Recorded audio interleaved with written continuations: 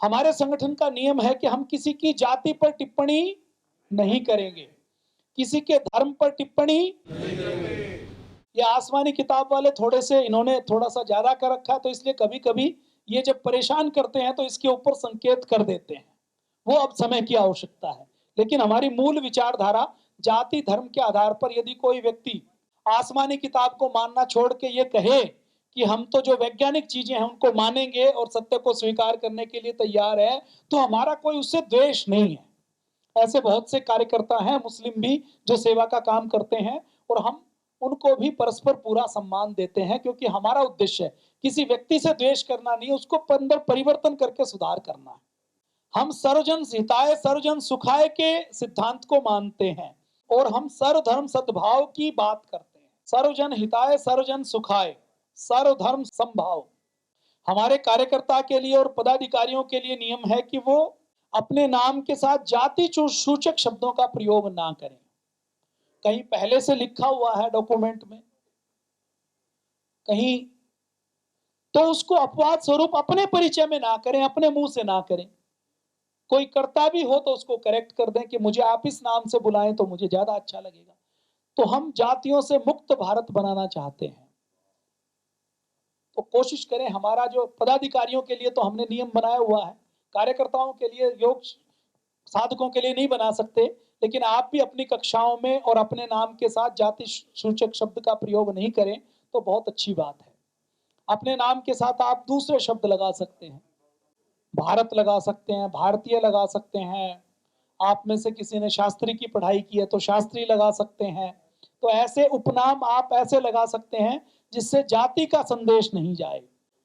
तो हम जातियों का तिरस्कार भी नहीं करते, लेकिन जाति का आग्रह भी नहीं करना, और किसी जाति को हमें हीन नजर से नहीं देखना। हम व्यक्ति के सद्गुणों के ग्राहक हैं, हम जाति को नहीं देखते। अपने संगठन में जाति के आधार पर किसी के साथ भेदभाव नहीं किया जाता, और जाति के आधार पर किसी भी प्रकार से कोई डिस्क्रिमिनेशन नहीं किया जाता। तो अपने यहाँ जातियों को तिरस्कार भी नहीं किया जाता। जैसे हमारा संगठन है तो हम जातियों को नहीं देखते, तो इसका मतलब ये नहीं है कि संगठन एक जाति का बन जाए। जाति का आग्रह नहीं रखना, लेकिन तिरस्कार भी नहीं करना। तो जिस संगठन में, जिस स्थान पर जहां जितनी जातियां हो, उनका आधार के ऊपर उनको भी अवसर मिलना चाहिए ताकि सबको जोड़ा जा सके। संगठन में यदि कोई दलित आता है तो उसको भी यथायोग्य में सम्मान देना है, क्योंकि हम जातियों के आग्रह को नहीं रखते। हम तो मनुष्य के गुणों के आधार पर मनुष्य की विवेचना करते हैं। हमारे लिए एक बड़ी जाति का व्यक्ति, जिसको बड़ा बोला जाता है, बड़ा छोटा तो कुछ नहीं होता, एक ऊंची जाति, स्वर्ण जाति का व्यक्ति यदि मांसाहार करता है, शराब का सेवन करता है, तो उसकी कीमत कम है, उसकी योग्यता कम है। और एक जिसको निम्न जाति बोला जाता है समाज में, हमारी नजर में नहीं होती, उसका अगर कोई व्यक्ति अपने धर्म का पालन करता है, निर्व्यसनी है, शाकाहारी है, तो उसकी कीमत, उसकी योग्यता ज्यादा बड़ी है। तो ये हमारे संगठन का दर्शन है, ये आपको पता होना चाहिए, और आपको नीचे ये बात बतानी है, हम सब ब्रह्मवंशी हैं। हमारा जन्म किससे हुआ है? ब्रह्मवंश से हुआ है, और सबके दो ही गोत्र हैं, सूर्यवंशी या चंद्रवंशी। और हम सब के अंदर एक ही खून है। हम सब अपने पूर्वज ऋषि ऋषिकाओं की, वीर वीरांगनाओं की संतान हैं। शब्दों के चयन में भी हमें बड़ी सावधानी रखनी है। हमें शब्दों का चयन करते हुए कभी भी किसी को, जैसे मनुवादी कह देते हैं। अब ये मनुवादी किसका शब्द है? राजनीति का शब्द है। मनु कौन थे? मनु तो हमारे एक ऋषि थे जिन्होंने पहला संविधान दिया। मनुस्मृति कोई गलत ग्रंथ नहीं है, उसके अंदर मिलावट की गई है। मनुस्मृति के अंदर जातियों के आधार पर भेदभाव है ही नहीं। जो विशुद्ध मनुस्मृति है उसमें तो वेद के सिद्धांत दिए गए हैं जिससे अच्छा घर, परिवार और समाज बने। तो हम मनुवादी शब्द का प्रयोग नहीं करेंगे। मनुवादी तो गलत शब्द हो गया। तो इसी प्रकार से हमें कुछ शब्दों के प्रयोग से भी बचना है। हमें अपने संगठन को, देखिए संगठन सर्वोपरि है। जब संगठन मिलता है तो उसी से ताकत बनती है। तो हमें संगठन को पूर्ण महत्व देना है। आपने मधुमक्खी को देखा है? मधुमक्खी छोटी सी है, कमजोर है, लेकिन उसके छत्ते को कोई छेड़ता है तो मधुमक्खी उसको छोड़ती है? छोटी है लेकिन संगठित है तो उसकी बहुत बड़ी ताकत है। वो किसी को भी हरा सकती है। तो मधुमक्खी के छत्ते से हमें संगठन सीखना है और संगठित रहना है अपने संगठन के प्रति। हम कोई कट्टर, कोई आतंकवादी संगठन नहीं है, लेकिन हम अपने संगठन के प्रति पूर्ण समर्पण और दृढ़ता का भाव रखेंगे कि हमारा संगठन हमारी विचारधारा है और हम इसके प्रति पूर्ण समर्पित हैं, क्योंकि हमने इसके ऊपर खूब किंतु परंतु कर लिया। आप अभी प्रशिक्षण में आए हैं, हमने आपको ट्रेनिंग ली, आप अभी खूब प्रश्न कीजिए। आप सोचिए कि पतंजलि में क्या, किस चीज के ऊपर सवाल खड़े किए जा सकते हैं। लेकिन एक बार जब आपको उत्तर मिल जाए और आप तर्क की कसौटी पर, तथ्यों की कसौटी पर पतंजलि की विचारधारा को, हमारी इस रीति नीति, सिद्धांत और उद्देश्य को कस ले, उसके बाद फिर आपको किसी भ्रम में, किसी बहकावे में नहीं आना, फिर आपको किसी के भुलावे में नहीं आना कि आज तो गंगा गए तो गंगादास हो गए, जमुना गए तो जमुना दास हो गए, ऐसा नहीं बनना। फिर आपको 100% संगठन का पालन करना है और संगठन की रीति नीति का दृढ़ता के साथ पूर्ण समर्पित भाव से पालन करना है। अभी आप सवाल कीजिए, आपको हम अवसर देंगे। आपको कुछ पूछना है, खूब पूछिए। एक बार जुड़ने से पहले आप खूब तर्क कीजिए, वितर्क कीजिए, सवाल कीजिए, आपका अधिकार है और करना ही चाहिए। उसके बिना हमें देखा देखी कि ये व्यक्ति जुड़ा है, इसको देखकर मैं जुड़ जाऊं तो हम खाई में गिर जाएंगे, वो भेड़ चाल होती है। आप अपने पूर्ण विवेक से जागृत अवस्था में पूर्ण सवाल करके सारे सवालों का उत्तर पाने के बाद आप गुरु का चयन कीजिए, संगठन से जुड़िए, संस्था से जुड़िए। लेकिन एक बार जब सवालों का उत्तर मिल जाए और आपने एक बार अगर संस्था से जुड़ गए, संगठन से जुड़ गए, कार्यकर्ता के रूप में, पदाधिकारी के रूप में, शिक्षक के रूप में, उसके बाद अपने संगठन के प्रति 100% समर्पित रहना चाहिए कि नहीं रहना चाहिए? ऐसा तो नहीं करना चाहिए कि अभी तो संगठन में यहां से जुड़े हैं, उसके बाद कल परसों दूसरे संगठन में चले गए, उसके बाद तीसरे संगठन में चले गए। संगठन में हमें राजनीति का प्रयोग नहीं करना कि संगठन में तो राजनीति करते हैं। राजनीति की जगह क्या प्रयोग करना है? राग द्वेष का। संगठन में हम कई बार, आप जैसे दान लेके आते हैं तो संगठन में हम दान कुछ आपके जिले में खर्च करने के लिए दे देते हैं। तो ये नहीं कहना कि मुख्यालय से कमीशन मिला है, दान का सेवा के लिए सहयोग मिला है ताकि सेवा का काम चल सके। तो शब्दों के चयन में बहुत सावधानी रखनी है आपकी। अभी एक शब्द, जैसे पिछले 30 सालों पहले 1990 के दशक में अल्ट्रासाउंड सेंटर काम करते थे और लोग टेस्ट करवाते थे कि लड़का है या लड़की है, और लड़की होती थी तो डॉक्टर क्या कहता था? सफाई करवा लो। सफाई किसकी की जाती है? गंदगी की। पेट में यदि कोई जीव है तो वो गंदगी हो सकता है क्या? और डॉक्टर अगर उसकी जगह मां को ये कहे कि अपने संतान की हत्या करवा लो तो करवाएगी, लेकिन शब्द क्या प्रयोग किया? सफाई करवा लो। सफाई करवा लो, केवल शब्द के प्रयोग से भाव बदल जाते हैं और भाव के बदलने से कर्म भी बदल जाता है। तो इसलिए हमारा कार्यकर्ता इतना विवेकशील होगा कि वो एक एक शब्द के ऊपर ध्यान देगा। और शब्दों के प्रयोग से राजनीति चलती है, शब्दों के प्रयोग से देश को भ्रमित किया जाता है, शब्दों के प्रयोग से देश को तोड़ा जाता है। तो ये आपको ध्यान रखना है कि शब्द प्रयोग क्या करना है। संगठन के अंदर हमें अपने अंदर नेतृत्व के गुणों को विकसित करना है, वक्तृत्व के गुण को विकसित करना है। जैसे हम सुबह अब 10 बजे से बातचीत कर रहे हैं, अभी 1 बजे तक मुझे लगभग 3 घंटे हो जाएंगे और मुझे जो विषय दिया गया मैं उसी विषय की बातचीत कर रहा हूं। तो आपको इतना समर्थ बनना है। पूज्य गुरुदेव जब किसी विषय पर बात करते हैं तो बच्चों के बीच में बच्चों की बात करते हैं, कपिल शर्मा के शो पर कपिल शर्मा के शो जैसी बात करते हैं, राजनीति में राजनीति की बात करते हैं, विद्वानों के मंच पर विद्वानों वाली बात करते हैं। तो ऐसे आपको सबल बनना है, अपने अंदर गुण विकसित करने हैं ताकि आप एक गांव का, एक जिले का, एक समाज का नेतृत्व करने का काम कर सकें। ऐसे कार्यकर्ता हमें तैयार करने हैं, ऐसी हमारी रीति नीति है। हमें दूसरी संस्थाओं को जो अच्छा काम कर रही हैं उनके साथ परस्पर सद्भाव रखना है, लेकिन दूसरी संस्थाओं को हमें अपनी संस्था के अंदर मिक्स नहीं करना कि जी ये भी काम कर रही है हम भी कर रहे हैं तो खिचड़ी बन जाए। उनके प्रति सद्भाव रखना है, यथायोग्य सहयोग करना है। यथायोग्य सहयोग का मतलब क्या है कि आपने कोई कार्यक्रम किया, आपका सहयोग करने के लिए आर्य समाज आता है, आर्य समाज का कोई कार्यक्रम है तो पदाधिकारी भाग ले सकते हैं।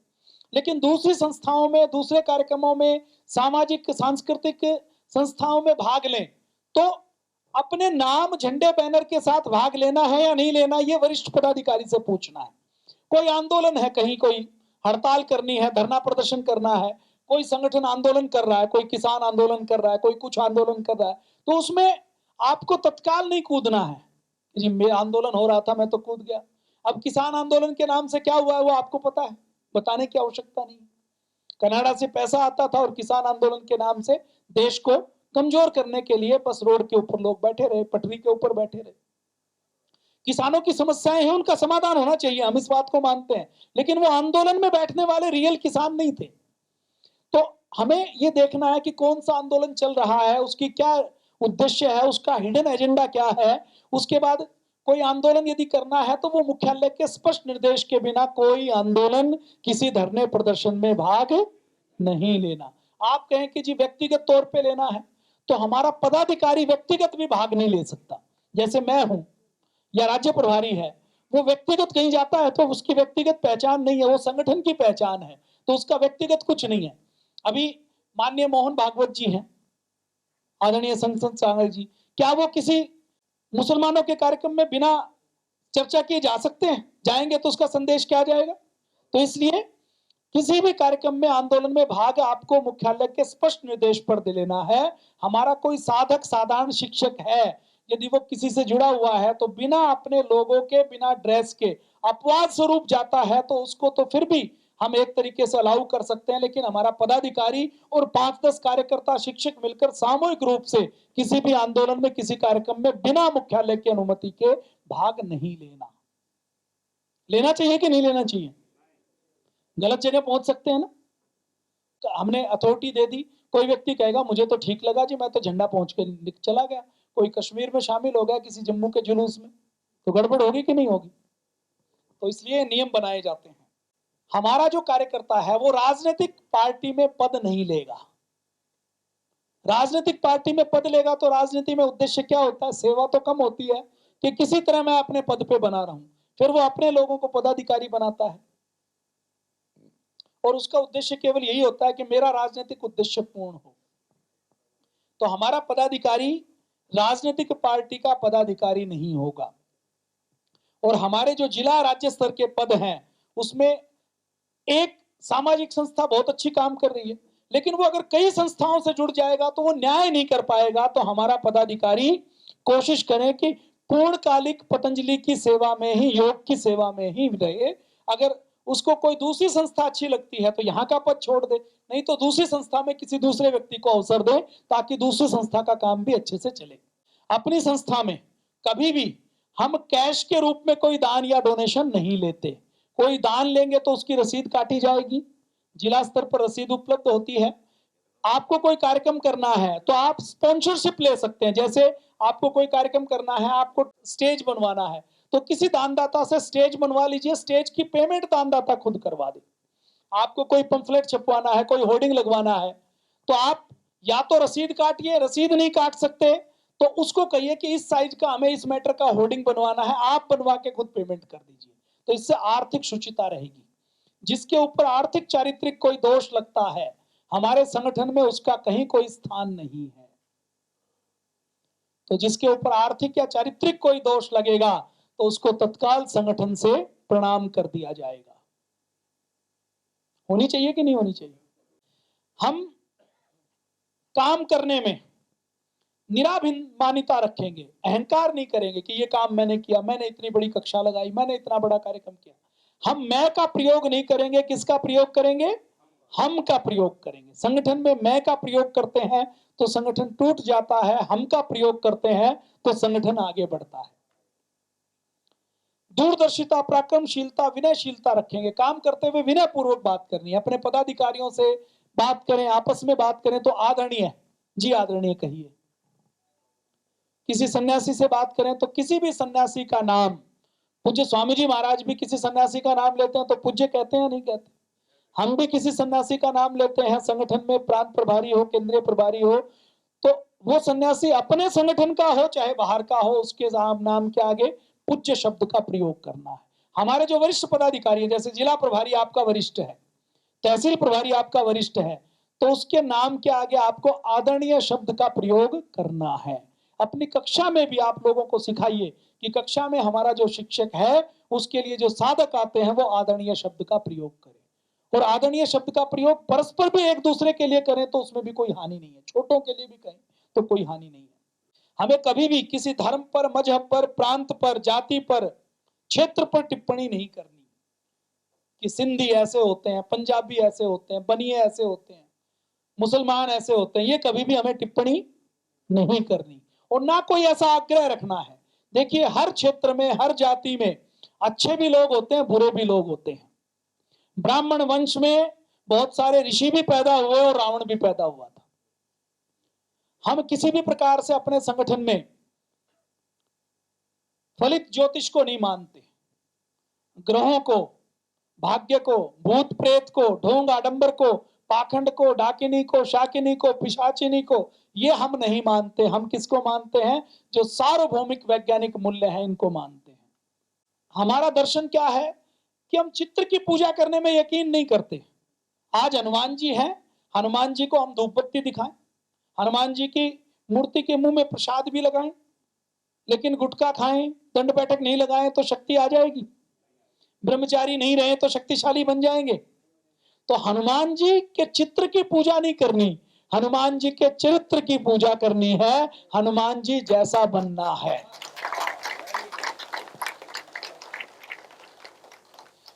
आपके घर में कोई करता है तो उसका तिरस्कार करने की आवश्यकता भी नहीं है।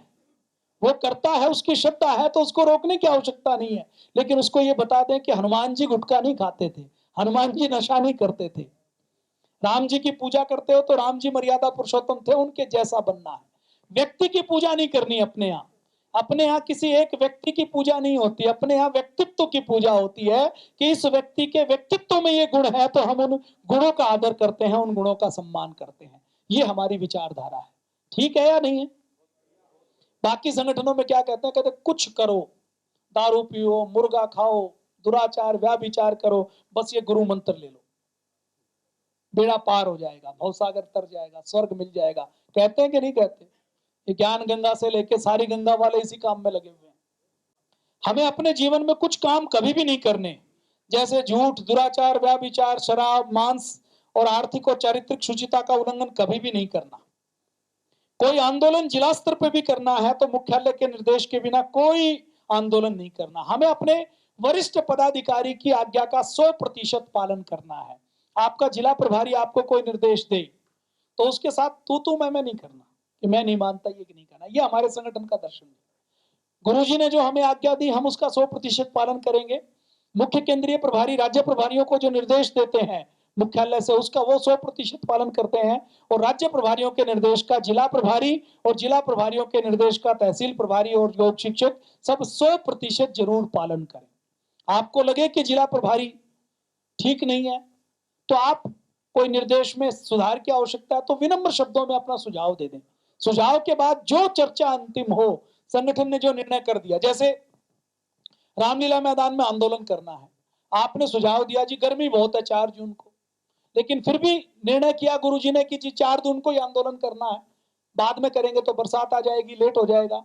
तो एक बार आपने सुझाव दे दिया, फिर निर्णय हो गया तो फिर उसका 100% पालन करना है। करना चाहिए कि नहीं करना चाहिए?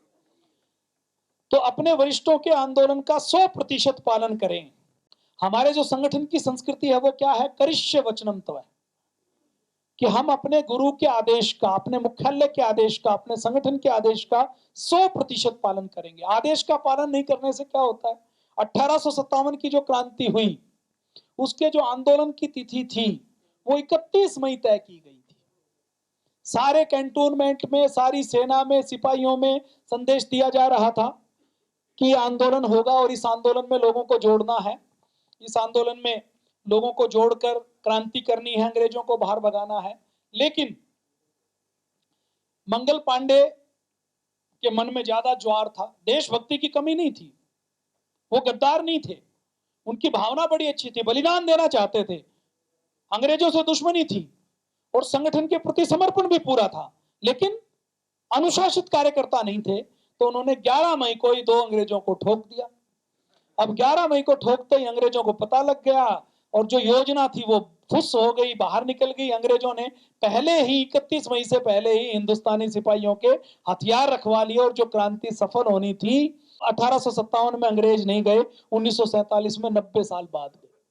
तो समर्पण तो पूरा था मंगल पांडे का, बलिदान में भी कमी नहीं थी, लेकिन अनुशासन में कमी थी। तो अपने कार्यकर्ता को अनुशासन का 100% पालन करना है, जोश में होश नहीं खोना। इसलिए हमारी संस्कृति क्या है, करिष्य वचनम तव। कोई चीज आपको लगे कि सहमति नहीं हो कि जी हमने आपको कुर्सी नहीं लगाई, नीचे बैठना है, थोड़ी तकलीफ हो, कुर्सी पड़ी भी है, फिर भी कहा जाए तो उसको स्वीकार कर लो कि चलो इससे कोई हानि तो नहीं है, इससे कोई किसी का नुकसान तो नहीं हो रहा। तो हमें अपने मुख्यालय के आदेश का, निर्देश का 100% पालन करना है, ये हमारी संस्कृति है। हमें गुरु को कभी भी कष्ट नहीं देना, गुरु से कभी भी विश्वासघात नहीं करना, गुरु आदेश का 100% पालन करना है। मीडिया के साथ, प्रेस के साथ कभी विवाद नहीं करना, कभी उलझना नहीं। जो कुछ विवादित मुद्दे होते हैं जिनका कोई समाधान नहीं है, जैसे कुछ मुद्दे ऐसे हैं, जैसे आरक्षण का मुद्दा है, अब इसके ऊपर हम कुछ भी बोले तो उससे कोई समाधान नहीं है, उससे झगड़ा ही बढ़ेगा। तो ये राजनीतिक मुद्दे हैं, इनके ऊपर हमें कोई टिप्पणी करने की जरूरत नहीं। आपकी कोई आंतरिक कोई बात भी है तो उसको मन में रखिए, उसको सार्वजनिक कक्षा में या किसी से उलझने की आवश्यकता नहीं है, क्योंकि उससे कोई समाधान भी नहीं है।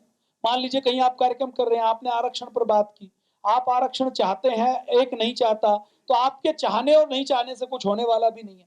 तो ऐसे विवादित मुद्दों से हमें बचना है, क्योंकि उनसे शक्ति नष्ट होती है, आपस में विद्वेष पैदा होते हैं। ऐसे मुद्दों पर कि जी हम तो योग की, आयुर्वेद की बात करें, आध्यात्मिक बात करें, वो ज्यादा अच्छा है। हमें संगठन में कार्य करते हुए अपने लिए तो दृढ़ रहना है, वज्र की तरह कठोर रहना है, और दूसरों के साथ फूल जैसा कोमल होना है। हम करते क्या, उल्टा करते हैं, दूसरों से बातचीत करेंगे तो कठोर बन जाएंगे कि तुम्हें 100% यही करना है जो मैं कहूं, और अपने लिए जब बात आए तो उसमें चेंज कर देते हैं। तो हमारे संगठन का नियम क्या है कि खुद के लिए तो वज्र जैसा कठोर और दूसरे के लिए फूल जैसा कोमल। अपने संगठन में कभी भी किसी की कोई कमजोरी है तो वो सार्वजनिक नहीं कहनी, सार्वजनिक केवल प्रशंसा करनी है। किसी के अंदर सुधार की कोई बात है तो उसको व्यक्तिगत तौर पर अकेले में कहना है, ये लोक व्यवहार की बात है। हमारे संगठन में जैसे आप में से बहुत से लोग पदाधिकारी भी बनेंगे, तो कभी भी किसी की एक पक्ष की बात सुनकर निर्णय नहीं लेना, दोनों पक्षों की बात सुनो, उसके बाद कोई निर्णय लेना है। सामान्य तौर पर जो मानव स्वभाव है ना, जो ह्यूमन साइकोलॉजी है, वो क्या है कि आपको पहले जो बता दिया जाए वही साइकोलॉजिकल ब्रेन के अंदर आपकी लाइनिंग बन जाती है, पाथवेज बन जाते हैं, और आपको वही सच ज्यादा लगता है जो पहले बता दिया जाए। फिर आपको दूसरी स्टोरी बताई दी जाए तो उसके ऊपर आप विश्वास कम करते हैं। जैसे आपके कमरे से निकलने के दो रास्ते हैं, लेफ्ट और राइट में, आप पहले दिन जिस रास्ते से निकलेंगे वही आपका रास्ता बन जाएगा, आप अगले दिन भी उसी रास्ते से निकलते हैं। तो कभी भी कोई निर्णय करें तो दोनों पक्षों की बात सुनकर ही निर्णय करें, एक पक्ष की बात सुनकर कभी भी निर्णय नहीं करें। हम अपने व्यक्तिगत जीवन में हिंदू, मुस्लिम, सिख, ईसाई, जैन या किसी भी जाति के हो सकते हैं, लेकिन संगठन और राष्ट्रीय जीवन में हम सबसे पहले भारतीय हैं। अपने आप को भारतीय मानना है, किसी जाति या किसी वर्ग विशेष या क्षेत्र विशेष का नहीं मानना। ये नहीं कि सबसे पहले मैं हरियाणवी हूं, मैं पंजाबी हूं, मैं दिल्ली का हूं, मैं झारखंड का हूं, या मैं जाट हूं, मैं गुर्जर हूं, मैं बनिया हूं, मैं ब्राह्मण हूं। ये हमें व्यक्तिगत जीवन की चीजों को केवल व्यक्तिगत जीवन में रखना है। राष्ट्रीय जीवन में हम सबको भारतीय बनना है कि हम सब भारतीय हैं और सारे भारतीय मेरे भाई बहन हैं। इस विचारधारा के साथ हमारा संगठन की रीति नीति है। हमें संस्थानिष्ठ होना है, संस्था और संगठन के हित को सर्वोपरि मानना है। राष्ट्र के हित के साथ साथ संस्था और संगठन के हित को सर्वोपरि मानना है, और हमें अपनी निष्ठा किसी व्यक्ति में नहीं रखनी। जैसे आज आपको योग शिक्षक किसी व्यक्ति ने बनाया, आज वो जिला प्रभारी है, और कल को मुख्यालय ने किसी और को जिला प्रभारी बना दिया, तो आप ये नहीं कहोगे कि जी मेरे को तो उसने जोड़ा था, वो जिला प्रभारी नहीं है तो मैं काम नहीं करूंगा। आपकी निष्ठा किसके प्रति हो? आपकी निष्ठा विचारधारा और संस्था के प्रति हो। आपकी निष्ठा किसी व्यक्ति के प्रति नहीं हो कि जी मैं तो इस व्यक्ति के साथ हूं। अगर आप किसी व्यक्ति के साथ हैं तो इसका मतलब आप दूरदर्शी नहीं है। तो आपकी विचारधारा, आपका समर्पण किसके प्रति हो? निष्ठा के प्रति, संस्था के प्रति हो। आपको समूह में कार्य करने की शैली अपनाना है। कोई काम आप खुद कर सकते हैं, योग की कक्षा आप लगाते हैं तो योग की कक्षा सारी आप खुद लगा सकते हैं कि नहीं लगा सकते? मंत्रोच्चारण भी आप कर सकते हैं, योग भी आप सिखा सकते हैं, जॉगिंग भी करवा सकते हैं, चक्की भी चलवा सकते हैं, साइकिल भी चलवा सकते हैं, हास्यासन भी करवा सकते हैं, सिंहासन भी करवा सकते हैं। लेकिन अच्छी योग की कक्षा कौन सी होती है कि आप मंत्रोच्चारण किसी और से करवा दें, योगिक जॉगिंग कोई और करवा दे, गाना कोई और सुना दे, हास्यासन कोई और करवा दे। तो एक कक्षा में 4-5 व्यक्ति जिसको आप ये करवाने का मौका देंगे, वो व्यक्ति कभी एब्सेंट होगा? आप किसी व्यक्ति को थोड़ा-सा अवसर देते हैं तो वो आपकी कक्षा से कभी नहीं जाएगा, बरसात में भी आपकी कक्षा में खड़ा रहेगा। तो आप दूसरों को साथ लेके चलते हैं तो ये है समूह में काम करने की शैली। और अगर सारा काम आप खुद करते हैं तो इसका मतलब ये आप केवल व्यक्तिगत काम कर सकते हैं, और जो व्यक्तिगत खुद अकेला काम करता है वो कभी बड़ा काम नहीं कर सकता। तो संस्था को, संगठन को यदि बड़ा काम करना है तो काम को छोटे-छोटे टुकड़ों में बांटकर सबको डिस्ट्रीब्यूट करना चाहिए कि नहीं करना चाहिए? आप कर सकते हैं लेकिन फिर भी आपको नहीं करना, फिर भी दूसरे को जोड़ना, यही संगठन है, यही कार्य करने की शैली है। संगठन में एक बार जो निर्देश दिए जाते हैं, जैसे रीति नीति के निर्देश दिए, दोबारा नहीं देने पड़े, जैसे जूते ठीक से लगाने हैं तो वो निर्देश दोबारा नहीं दिया जाएगा, सरनेम का प्रयोग नहीं करना, दोबारा नहीं देना पड़े। एक निर्देश दे दिया तो उसका जीवन भर पालन करना है और दूसरों को भी करवाना है। एक निर्देश को कभी भी दोहराना नहीं पड़े, ऐसा कार्यकर्ता हमें बने आना है।